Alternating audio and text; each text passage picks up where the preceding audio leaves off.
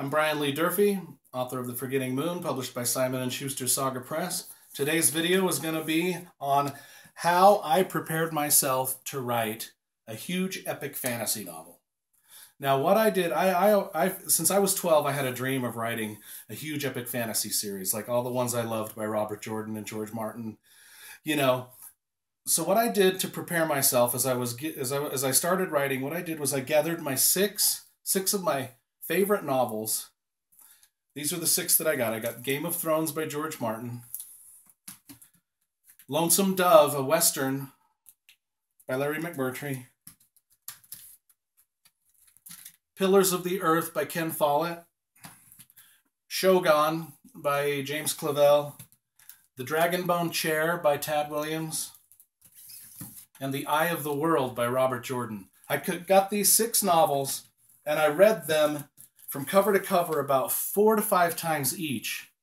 And I studied everything those writers were doing. These are best-selling novels. I wanted to plumb their secrets to see what these guys were doing, how they were pacing their novels, how they were describing their scenes and characters. I wanted to get all the secrets they had and pick and choose which things I liked out of these books.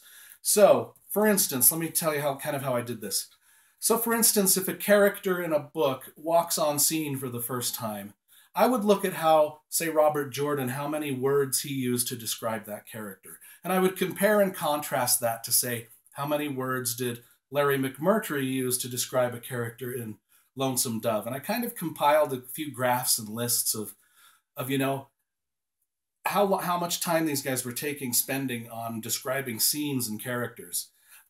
Another thing that I did was whenever some backstory or exposition was used in the novel, I kind of also counted those words to see how many paragraphs or how many lines the author spent on a flashback scene or an exposition scene. I wanted to make sure that my novel didn't exceed those word counts. I wanted to make sure that I was somewhere in the middle of what these guys were doing. Also, I kind of tried to study when they were incorporating these aspects into their books. I was trying to incorporate into my own novel when they would add a character description or when they would start dialogue in a chapter. Did they start the dialogue at the very first of the chapter, or did they set the scene first, or was it a mix of all of that?